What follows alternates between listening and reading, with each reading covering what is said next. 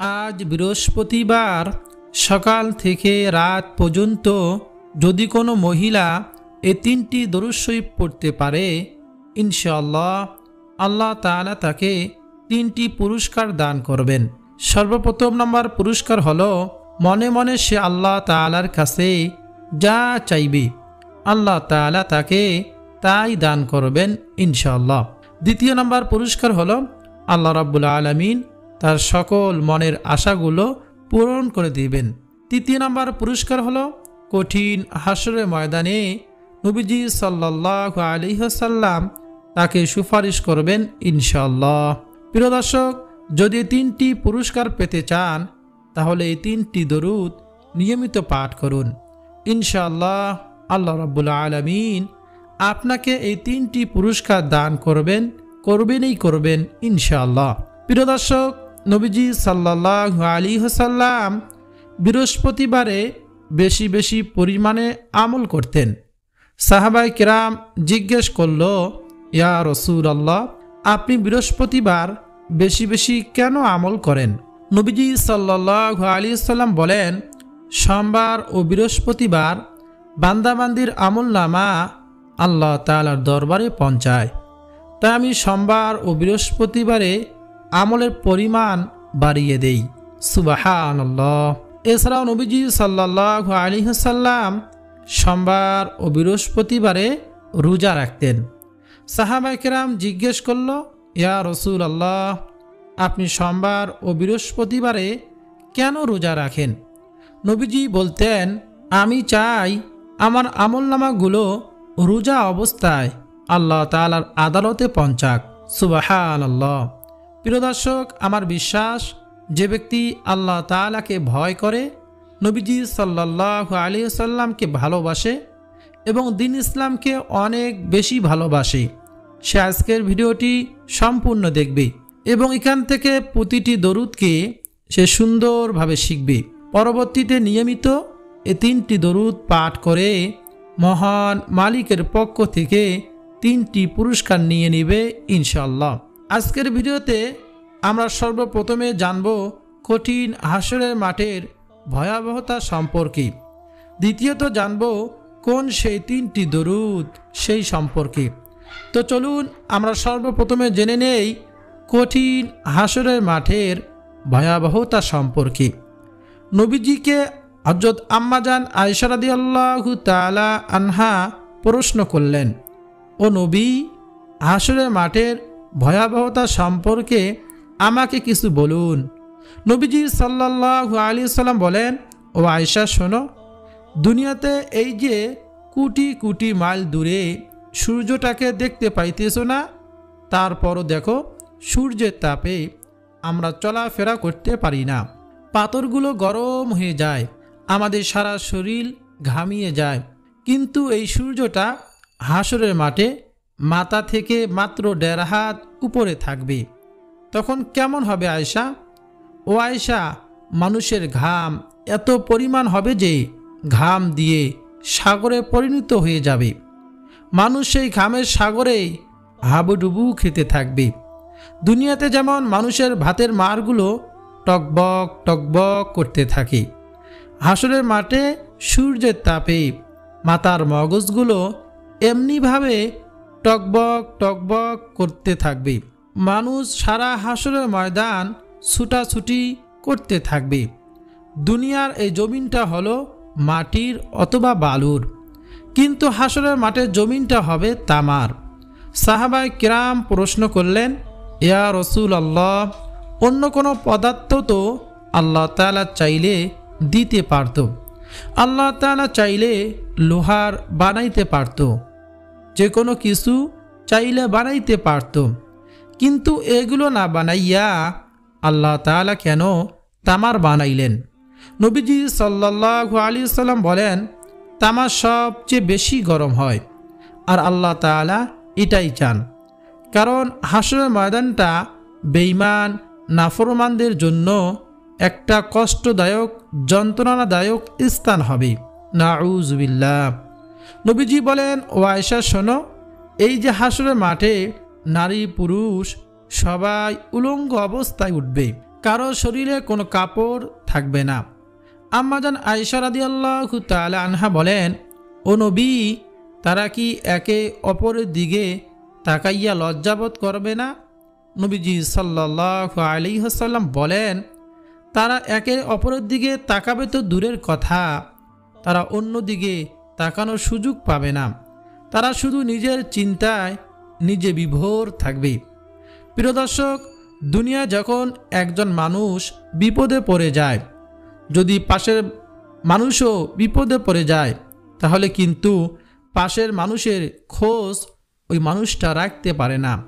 তা বিপদ নিয়ে শুধু দৌড়াদৌড়ি করতে থাকে।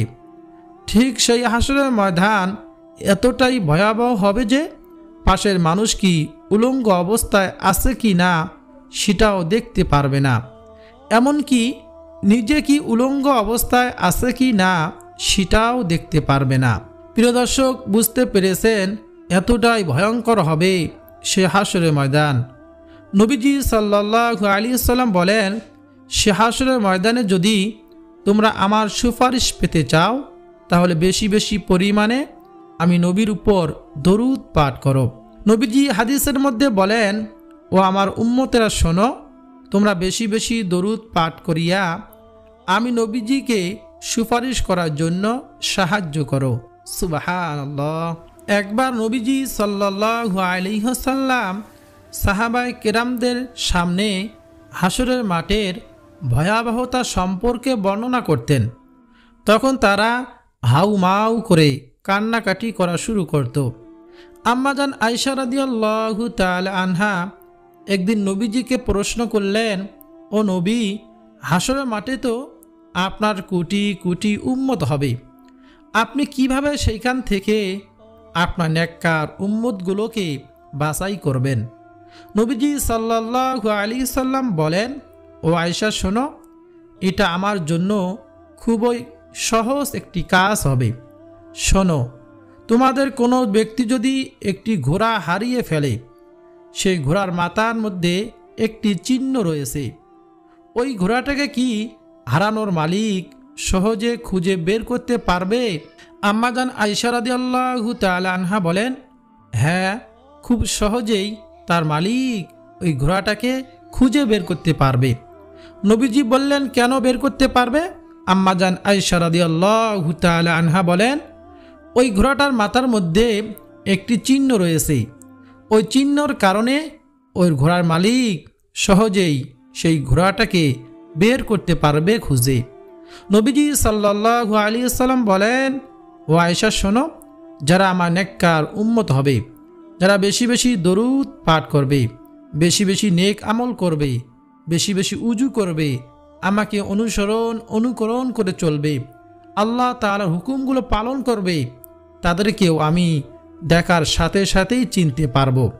কারণ তাদের সারা শরীর থেকে নূরের ফুলকি ঝলক বের হবে। আমি সে নূরের ঝলক দেখে দেখে তাদেরকে জান্নাতে নিয়ে যাইব। সুবহানাল্লাহ। হাসরের ময়দানে সবাই নিজ নিজ পিতা মাতার কাছে গিয়ে বলবে, ও মা, দুনিয়াতে তো আপনি আমাকে অনেক বেশি ভালোবেসেছিলেন, আপনি আমাকে ছাড়া খানা খান নাই, কিছুই করেন নাই। আমি যদি দূরে কোথাও যাইতাম, আপনি একেবারে চিন্তায় বিভোর হয়ে যাইতেন। আজকে আমি এই হাসরের ময়দানে একটি নেকির জন্য জান্নাতে যেতে পারতেছি না, আপনি আমাকে একটি নেকি দিয়ে সাহায্য করেন। তখন সেই মা বলবে, দুনিয়াতে আমার সন্তান ছিল, কিন্তু তুমি যে আমার সন্তান সেটা আমি বিশ্বাস করি না। প্রিয় দর্শক, তখন কি উপায় হবে আমাদের?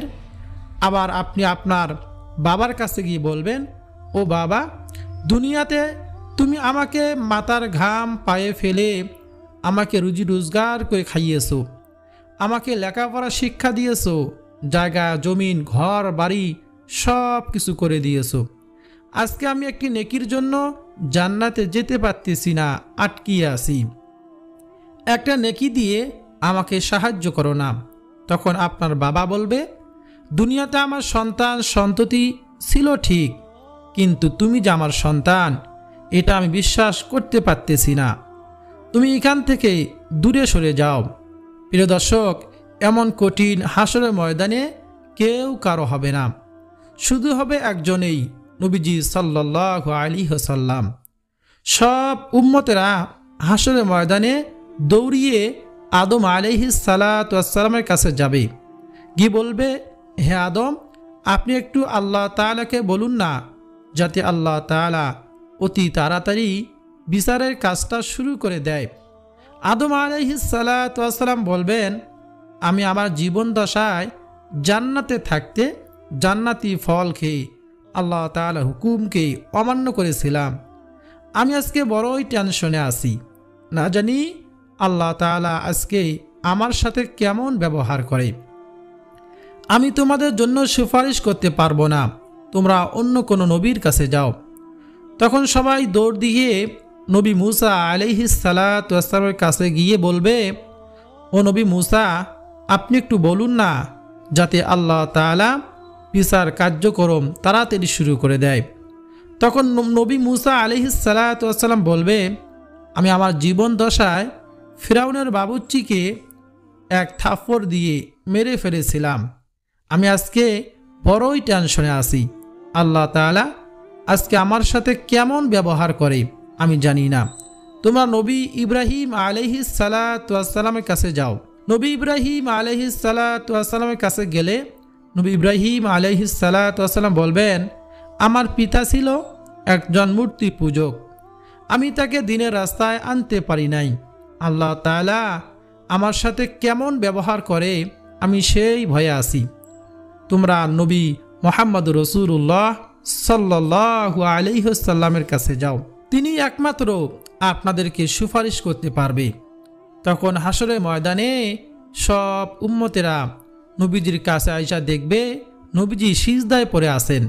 নবীজিকে বলবে, ও নবী, ও আমার মায়ার নবী, আমরা হাসরের এই গরম, এই আযাব সহ্য করতে পারতেছি না, আপনি একটু আল্লাহ তাআলার কাছে বলুন, যাতে আল্লাহ তাআলা তাড়াতাড়ি বিচার কার্যক্রম শুরু করে দেয়। নবীজি বলবেন আল্লাহ তাআলাকে, আল্লাহ তাআলা বিচার কার্যক্রম শুরু করে দিবেন। আল্লাহ তাআলা সাথে সাথেই বিচার কার্যক্রম শুরু করে দিবেন, কারণ আল্লাহ তাআলার একমাত্র বন্ধু হলো আমার আপনার নবী, বিশ্ব নবী, নবীদের নবী, সারা পৃথিবীর নবী, নবী মুহাম্মদ রাসূলুল্লাহ সাল্লাল্লাহু আলাইহি ওয়াসাল্লাম। তো সেই নবীর প্রতি আমরা দরুদ পাঠ করব ইনশাআল্লাহ। প্রিয় দর্শক, এক নাম্বার যে দরুদের কথা বলবো, নবীজি বলেন, ও আমার উম্মতেরা শোনো, তোমরা যদি এমন একটি দরুদ পাঠ করতে পারো, যে দরুদ একবার পাঠ করলে আল্লাহ তাআলার রহমতের 70 জন ফেরেশতা 1000 দিন পর্যন্ত অনবরত শুধু তোমাদের আমল নামায় নেকি লিখতেই থাকবে, তাহলে কেমন হয় উম্মত? শোনো, তোমরা সেই দরুদটি বেশি বেশি পরিমাণে পাঠ করিও। জাযাল্লাহু আন্না মুহাম্মাদান মা হুয়া আহলু। নবীজি বলেন, ও আমার উম্মত শোনো, তোমরা যদি এই দরুদ মাত্র একবার পাঠ করতে পারো, জাযাল্লাহু আন্না মুহাম্মাদান মা হুয়া আহলু, তাহলে আল্লাহ রাব্বুল আলামিনের 70 জন রহমতের ফেরেশতা 1000 দিন পর্যন্ত অনবরত তোমাদের আমল নামায় নেকি লিখতেই থাকবে। সুবহানাল্লাহ। তাই প্রিয় দর্শক, আমরা বেশি বেশি পরিমাণে পাঠ করব, জাযাল্লাহু আন্না মুহাম্মাদান মা হুয়া আহলু, তাহলে আল্লাহ রাব্বুল আলামিনের 70 জন রহমতের ফেরেশতা 1000 দিন পর্যন্ত অনবরত আমাদের আমল নামায় নেকি লিখতেই থাকবে। সুবহানাল্লাহ। এবার দ্বিতীয় নম্বর যে দরুদের কথা বলবো, সে দরুদ শরীফটি হলো, আল্লাহুম্মা সাল্লি ওয়া সাল্লিম আলা আলি মুহাম্মদ। আমি আবারও বলছি, আল্লাহুম্মা সাল্লি ওয়া সাল্লিম আলা আলি মুহাম্মদ। নবীজি বলেন, ও আমার উম্মতেরা শোনো, তোমরা বেশি বেশি পরিমাণে দরুদ পাঠ করিও, আমি নবীকে সুপারিশ করার জন্য সাহায্য করো। এই হাদিস থেকে এটা স্পষ্ট যে ব্যক্তি নবীজি সাল্লাল্লাহু আলাইহি ওয়াসাল্লামের প্রতি বেশি বেশি দরুদ পাঠ করবে, নবীজি তাকে অবশ্যই হাসরের ময়দানে সুপারিশ করবেন ইনশাআল্লাহ। যে হাসরের ময়দানে কেউ কারো থাকবে না, আপন বলতে কেউ থাকবে না, শুধু একমাত্র আপন হবে নবীজি সাল্লাল্লাহু আলাইহি ওয়াসাল্লাম। আর মহান আল্লাহ রাব্বুল আলামিন, এই দুইজনেই আপন থাকবে, অন্য কেউ আপন থাকবে না। সে হাসরের ময়দানে নবীজি সাল্লাল্লাহু আলাইহি ওয়াসাল্লাম অবশ্যই সুপারিশ করবেন ইনশাআল্লাহ। এছাড়াও এই দরুদটি বেশি বেশি পরিমাণে পাঠ করতে পারেন। আল্লাহ তাআলা আপনার রিজিকের মধ্যে বরকত বাড়াইয়া দিবেন ইনশাআল্লাহ। তাই প্রিয় দর্শক, হাঁটতে চলতে উঠতে বসতে এই দরুদ বেশি বেশি পরিমাণে পাঠ করব। তৃতীয় নম্বরে যে দরুদের কথা বলবো সে দরুদটি হলো নবীজি সাল্লাল্লাহু আলাইহি ওয়াসাল্লাম সাহাবায়ে কেরামদেরকে বললেন, ও আমার সাহাবায়ে কেরাম শোনো, তোমরা বলো আল্লাহুম্মা সাল্লি আলা মুহাম্মদ ওয়া আলা আলি মুহাম্মদ কামা সাল্লাইতা আলা ইব্রাহিম ওয়া আলা আলি ইব্রাহিম ইন্নাকা হামিদুম মাজিদ। আল্লাহুম্মা বারিক আলা মুহাম্মদ ওয়া আলা আলি মুহাম্মদ কামা বারাকতা আলা ইব্রাহিম ওয়া আলা আলি ইব্রাহিম ইন্নাকা হামিদুম মাজিদ। প্রিয় দর্শক, যদি কোনো ব্যক্তি একবার দরুদ পাঠ করে, আল্লাহ রাব্বুল আলামিন সাথে সাথে তাকে 3টি পুরস্কার দান করেন। সর্বপ্রথম নম্বর পুরস্কার হলো তার 10টা গুনাহ আল্লাহ তাআলা ক্ষমা করে দেন। দ্বিতীয় নম্বর পুরস্কার হলো তাকে 10টি রহমত দান করেন।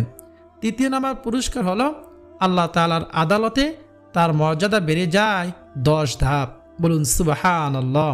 প্রিয় দর্শক, তাই আমরা যদি বেশি বেশি পরিমাণে দরুদ শরীফ পাঠ করতে পারি, ধরুন আপনি দৈনিক 10 বার বললেন আল্লাহুম্মা সাল্লি আলা মুহাম্মদ ওয়া আলা আলি মুহাম্মদ কামা সাল্লাইতা আলা ইব্রাহিম ওয়া আলা আলি ইব্রাহিম ইন্নাকা হামিদুম মাজিদ, এইভাবে 10 বার পাঠ করলেন। এই দরুদ শরীফের আমল যদি নিয়মিত করতে পারেন, কবরের মধ্যে আপনাদের কোনো ভয় থাকবে না এবং যে হাসরের ময়দানে মানুষ হাহাকার চিৎকার করবে, এই হাসরের ময়দানেও আপনাদের কোনো ভয় থাকবে না এবং হাসরের ময়দানে আল্লাহ রাব্বুল আলামিন আপনার হিসাবটা একেবারে সহজভাবে নেবেন। এই দরুদ শরীফটা যদি আপনি আমল করতে পারেন, এই দরুদের ওসিলায় আপনি বিনা হিসাবে জান্নাতের মধ্যে প্রবেশ করতে পারবেন ইনশাআল্লাহ, যদি আল্লাহ তাআলা দয়া করে রহম করে আপনার উপর। তাই আমি আপনাদেরকে অনুরোধ করে বলবো, অবশ্যই দরুদ শরীফের আমল করবেন। যে কোনো দরুদ শরীফ পড়লেই তো লাভ, কিন্তু এই দরুদ শরীফটা পড়লে স্পেশাল লাভ। এটাই দুনিয়ার মধ্যে আল্লাহ তাআলা আপনাকে সুখে রাখবে, সম্মানিত করে দিবে। যে সম্মানের জন্য সবাই পাগল, যে সুখের জন্য সবাই পাগল, কিন্তু মানুষ জানে না নবীজি দরুদের মধ্যে যে সুখ আছে। আল্লাহু আকবার। নবীজি সাল্লাল্লাহু আলাইহি ওয়াসাল্লাম বলেছেন, এই দরুদ শরীফটা আপনি একবার পড়বেন আর সঙ্গে সঙ্গে নবীজির রওজা পাকে ফেরেশতারা আপনার নাম, আপনার বাবার নাম, আপনার ঠিকানা সহকারে নবীজির রওজা মুবারকে পৌঁছায় দিবে। তাই আমি আপনাদেরকে বলবো, নবীজির উপর দরুদ আপনারা বেশি বেশি পড়বেন। নবীজি সাল্লাল্লাহু আলাইহি ওয়াসাল্লাম বলেছেন, যে ব্যক্তি সকালবেলা আমার উপর 10 বার দরুদ পড়বে এবং বিকালবেলা 10 বার দরুদ শরীফ পাঠ করবে, কিয়ামতের দিন সে আমার সুপারিশ পাবে। সুবহানাল্লাহ। তাই আমরা সকাল বিকাল 10 বার দরুদ পাঠ করব ইনশাআল্লাহ। এই দরুদ শরীফ যদি আপনারা 10 বার পাঠ করতে পারেন, আল্লাহ রাব্বুল আলামিন সাথে সাথে আপনার 100টি গুনাহ ক্ষমা করে দিবেন, 100টি রহমত আপনার উপর দান করবেন, নাজিল করবেন। আল্লাহ তাআলার আদালতে 100 ধাপ মর্যাদা বাড়িয়ে দিবেন। সুবহানাল্লাহ, আল্লাহু আকবার। তাই প্রতিনিয়ত এই দরুদ শরীফ বেশি বেশি পরিমাণে পাঠ করার চেষ্টা করব ইনশাআল্লাহ। আল্লাহ সুবহানাহু ওয়া তাআলা আমাদেরকে সেই তৌফিক দান করুন। এই দরুদ শরীফ পাঠ করে আল্লাহ তাআলার কাছে পরিপূর্ণ হিদায়াত কামনা করব। আল্লাহ তাআলা অবশ্যই হিদায়াত দান করবেন। হিদায়াতের জিন্দিগি লইয়া যদি কবরে যাইতে পারলে হাসরের ময়দানে নবীজি সাল্লাল্লাহু আলাইহি ওয়াসাল্লাম অবশ্যই সুপারিশ করবেন ইনশাআল্লাহ। প্রিয় দর্শক শ্রোতা, ভিডিওটি যদি আপনার কাছে ভালো লাগে অবশ্যই ভিডিওতে লাইক করবেন।